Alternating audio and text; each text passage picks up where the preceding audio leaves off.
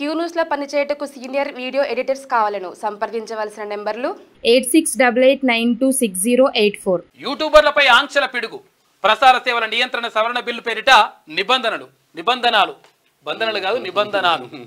ఇక కేంద్రం అతి గోప్యత, కొద్ది మందితోనే చర్చలు, వారికే కాపీలు, వేరువేరు వాటర్ మార్కులంట. నిఘాలోకి యూట్యూబర్లు, ఇన్ఫ్లుయెన్సర్లు. ఇక విమర్శకులకు ఇక మీదట గడ్డు పరిస్థితులు వస్తాయంట. నిబంధనలు కఠినం, భారీ జరిమానా, నిషేధం కూడానంట. బిల్లు చట్టం అయితే భావ ప్రకటన స్వేచ్ఛ కథమవుతుందని చెప్పేసి సోషల్ మీడియాపై ఉక్కుపాదం అని చెప్పేసి ఇక్కడ విపక్షాలు అంటా ఉన్నాయి.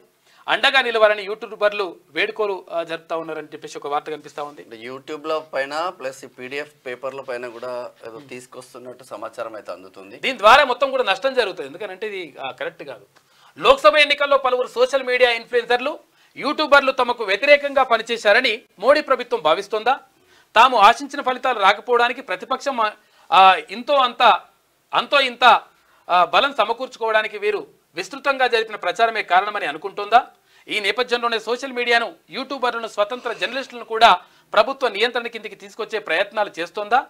ప్రసార సేవలు నియంత్రణ బిల్లు విషయంలో గోప్యత అయితే బిల్లుల్లో ఉన్నాయని భావిస్తున్న కఠినమైన ఆంక్షలు ఈ సందేహాలను రేకెత్తిస్తున్నాయి. దీంతో బిల్లుపై ప్రతిపక్షాల నుంచి యూట్యూబర్ల వరకు వ్యతిరేకత వ్యక్తమవుతోంది అంట.